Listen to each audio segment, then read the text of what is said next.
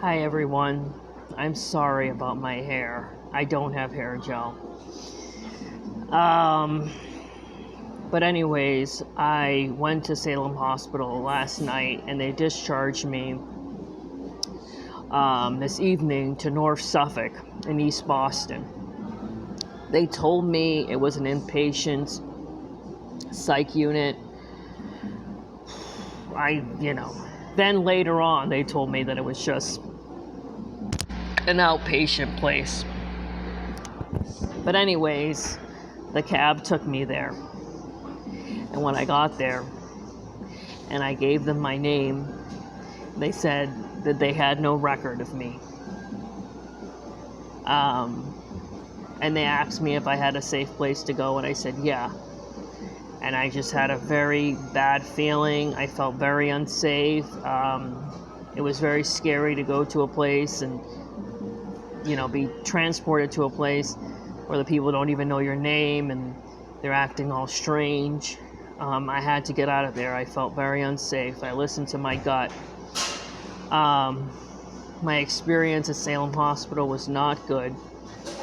I had to pick up Ross yesterday from Angel Memorial because they said they could not board him any longer. He is a service dog. He is an emotional support dog. I need to have him.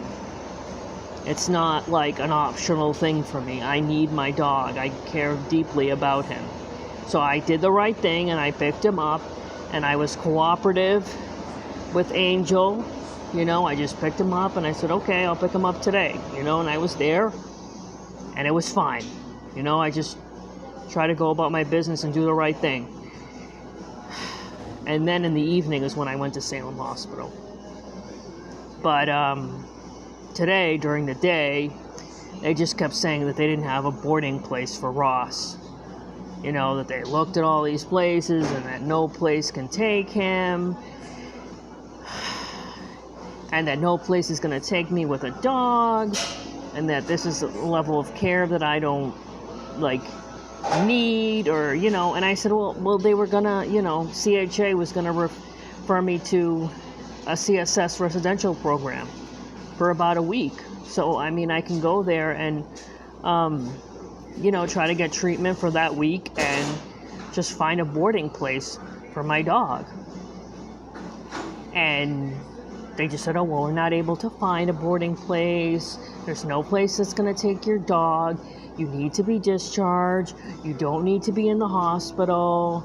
I told them multiple times that I felt unsafe, and they did not listen to me. I struggle with them a lot. They took my phone in the nighttime, and then during the day when I tried to get it, it took an hour to get it. They said they couldn't find it. I was very scared. And then when I was discharged, they didn't have my wagon, they didn't have my laptop bag, my coat, and I was like, well, I can't leave without my stuff, And they must have taken another hour to find my stuff. And then they gave me some food and they told me that I had to rush out. There was a cab outside. And I didn't even get my discharge paperwork. I don't even think they gave it to me. And that cab ride was awful. That guy looked like he was under the influence of drugs and alcohol. He was very out of it. I felt very unsafe. I even told the guy, I was like, do you want me to go to a different cab? It was just one disaster after another, and all I was trying to do was get mental health treatment. Angel said they couldn't watch the dog anymore, so I had to pick him up. I was just trying to find a place for him to be, and they refused. They refused to find a boarding place. There's many places that can take my dog. My dog is fixed. My dog has all his vaccines. They're just refusing to have him boarded at a safe place because they're not allowing me to get the proper treatment. And they keep treating me so awful at these hospitals. And all I'm looking for is help. And they're not helping me because it's a broken system. And I've been struggling for 9 months. in this horrendous situation. And I'm terrified. It can cost me my life, you know, when I'm looking for help and people they're not listening to me. You know, they're making it impossible for me to get help. They're just trying to hurt me in every other way. And they almost stole my belongings. I had to be very firm with them. I was like, listen, I need my stuff. You know, and I wasn't yelling at them. I was very calm because I felt very afraid of them. You know, I really felt unsafe in the hospital with my recent experiences with people. And they were just mad because I asked them to give me my wagon back and my laptop back. Yeah.